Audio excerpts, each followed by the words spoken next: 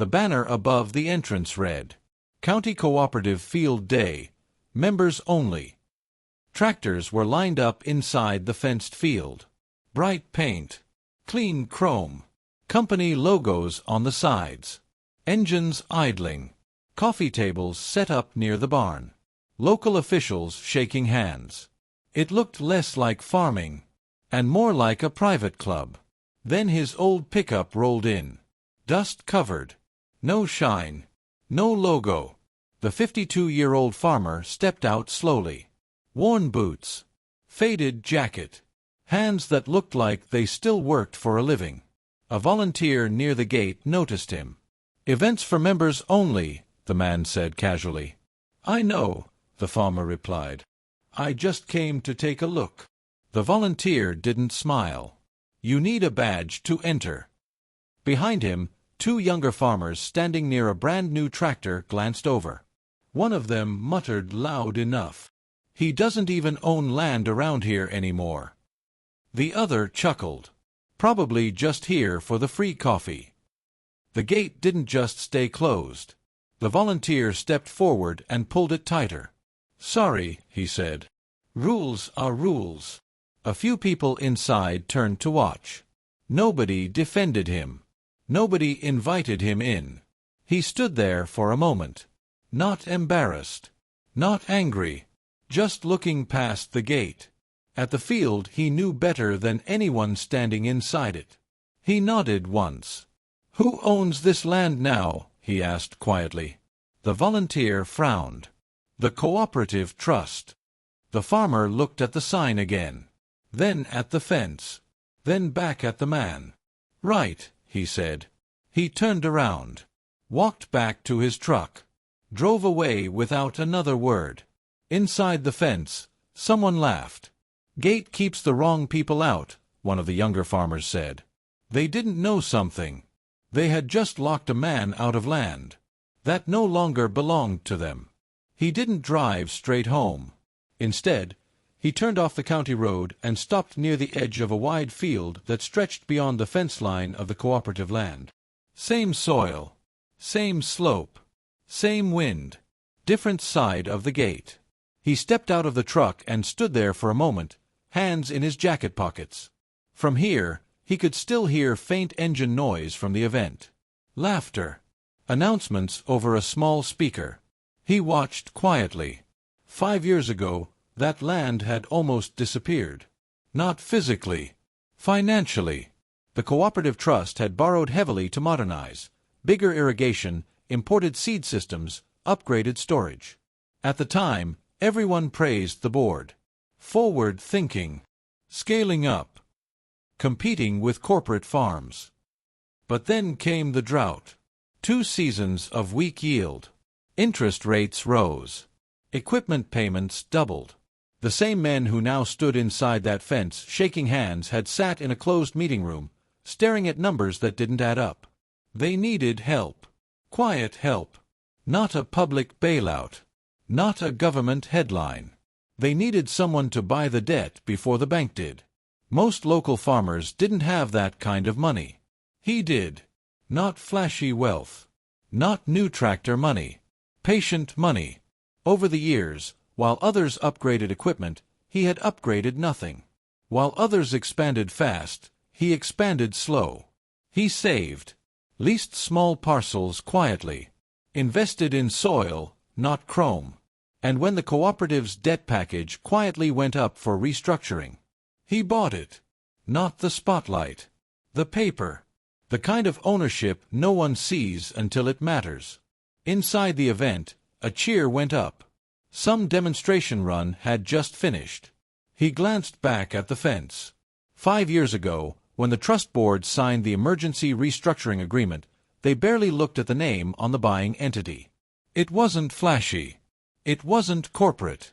It was a simple local holding name. The kind that doesn't attract attention. Today was the final transfer date.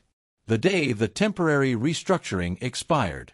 The day the lien converted into direct ownership. He reached into his truck and pulled out a slim folder. Stamped. Signed. Effective today. He didn't smile. He didn't feel victorious.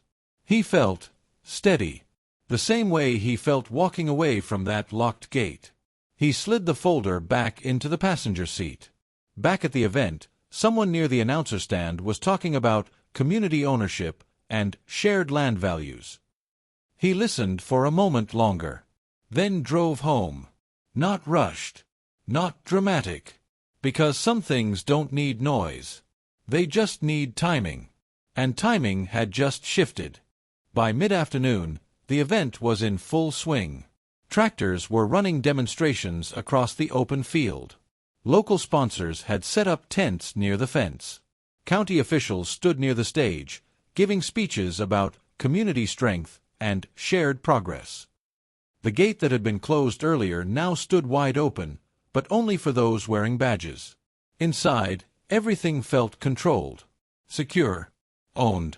One of the cooperative board members stepped up to the microphone. "This land," he said proudly, "belongs to the people who built it." Applause followed. Engines idled in the background.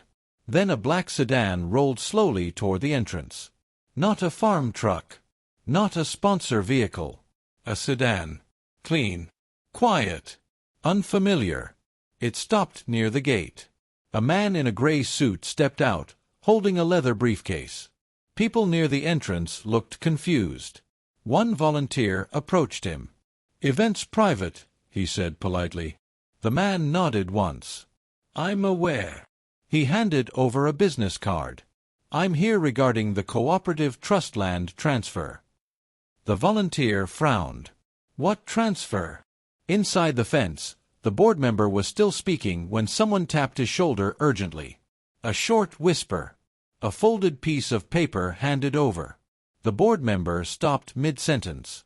He glanced down at the paper. His expression changed. Subtle, but noticeable. The crowd didn't understand what was happening yet. The suited man was escorted inside. He didn't rush. Didn't argue. He simply walked toward the small table near the stage. The board members gathered around him. Voices lowered. Faces tightening. "What is this?" one of them asked. The suited man opened his briefcase calmly and removed a thick folder. "Final lien conversion documents," he said. "Effective as of 10 a.m. today." Another board member shook his head. "That's not possible. We extended the restructuring." "Yes," the man replied. "For 5 years." He slid a paper across the table. "Today concludes that term." Silence. One of the younger farmers nearby noticed the shift. "What's going on?" he asked. No one answered. The suited man continued in an even tone. "As of this morning, full ownership of the cooperative land has transferred to the lien holder." The word ownership traveled through the air like a crack in glass. People started murmuring. "Lien holder? Who? What is he talking about?" The board member swallowed. "And who exactly holds that lien?" The suited man closed the folder gently. "You'll be meeting him shortly." At that exact moment, an old pickup truck rolled slowly toward the gate. The same one that had been turned away earlier. Engines in the field gradually went quiet. Not by instruction. By instinct. The truck stopped. The door opened. The 52-year-old farmer stepped out. Calm. Measured. Unhurried. Inside the fence, the same men who had laughed earlier turned toward the entrance. Recognition flickered across their faces. The suited man adjusted his jacket slightly.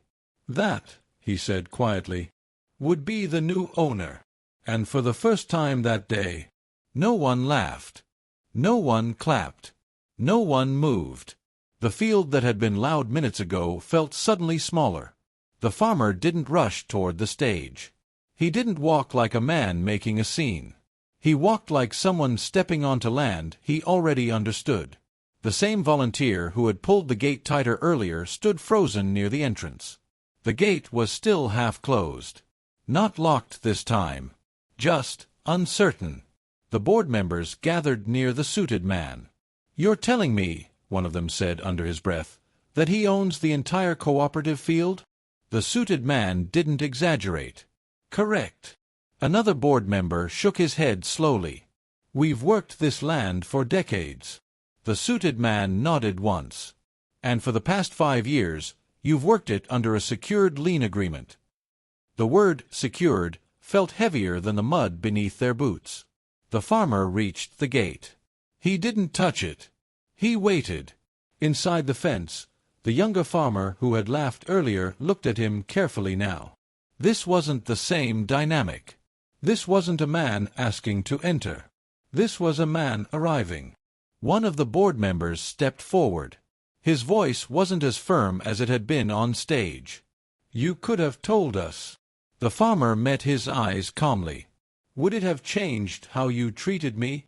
No one answered. The wind shifted across the field. The banners above the fence fluttered slightly. County Cooperative Field Day. Members only. The irony hung in the air. The suited man handed a document to the board. Ownership transfer recorded this morning. The farmer finally stepped closer to the gate. The volunteer instinctively moved aside. No one told him to. He just did. The farmer placed his hand on the metal frame. The same metal that had been pulled tighter in his face earlier that day. He pushed gently. The gate opened without resistance. Inside the fence, boots shuffled awkwardly. Some of the men looked at the ground. Some stared at him. One of the younger farmers spoke quietly. We didn't know. He nodded once. I know. He walked through the gate. No security. No announcement. Just footsteps on familiar soil. He looked across the field, the tractors, the equipment, the crowd that had once felt like a private club. This land, he said calmly, doesn't belong to pride. He let the words settle. It belongs to responsibility. The board members stood silent. He didn't raise his voice. He didn't smile. He didn't gloat. That made it heavier. One of the men who had laughed earlier cleared his throat. So, what happens now? The question wasn't aggressive. It was uncertain. The farmer looked around the field once more. At the engines. At the soil. At the people. Then he said something none of them expected. Nothing changes. Confusion flickered across several faces. You'll keep farming, he continued. You'll keep working. He paused. But the gate stays open. The words landed differently than any speech given that day. No applause followed. Just understanding. He didn't need the stage. He didn't need the microphone. He didn't need revenge. He had something stronger. Control. And control didn't need noise. No one returned to the microphone after that. The event didn't end formally. It just softened. Engines restarted quietly. Conversations lowered. The laughter that had once filled the field never came back. A few of the younger farmers gathered near the fence, whispering to each other. One of the board members approached him slowly. We were trying to protect the cooperative, the man said. I know, the farmer replied. We had no choice back then, the board member continued. The drought, the loans, we thought we could outgrow the debt. The farmer nodded slightly. That's what most people think. The man looked down at the soil beneath his boots. You could have taken it all, he admitted. Sold it. Split it. Shut us down. The farmer glanced across the field. At the tractors. At the rows of soil prepared for next season. At the people who depended on this land more than their pride would allow them to admit. If I wanted land, he said quietly, I would have bought land. The board member frowned slightly. You didn't. He shook his head. I bought time. The wind moved gently across the open field. The younger farmer who had laughed earlier finally walked up. He didn't look as confident as before. We didn't think you had that kind of money. The farmer looked at him calmly. I didn't think you'd close the gate. That sentence settled deeper than any insult earlier that day. Because the gate wasn't just metal.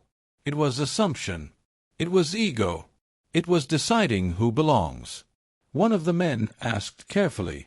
"Why didn't you tell us you were the lien holder?" He answered without hesitation. "Because I wanted to see how you'd treat someone without knowing." No one had a reply for that. Silence followed, not awkward, but honest. The board member removed his cap slowly. "You saved this land," he admitted. The farmer shook his head. "You saved it. I just made sure the bank didn't take it." There was a difference. And they understood it now. The suited man packed his briefcase quietly and stepped back toward the sedan. His work was done. Ownership had transferred. But power hadn't shifted the way they expected. The farmer didn't stand taller. He didn't speak louder. He simply walked toward the center of the field. Bent down. Picked up a handful of soil. Let it fall slowly through his fingers. "This land feeds families," he said. "It doesn't care who gets applause." He turned back toward the open gate. "It just cares who shows up." And that was the part they hadn't understood before. Ownership wasn't about control. It was about responsibility. And responsibility doesn't close gates. It keeps them open. By late afternoon, the crowd had thinned. Some tractors were still parked along the edge of the field. The banners had started to sag slightly in the fading wind. But the gate stayed open.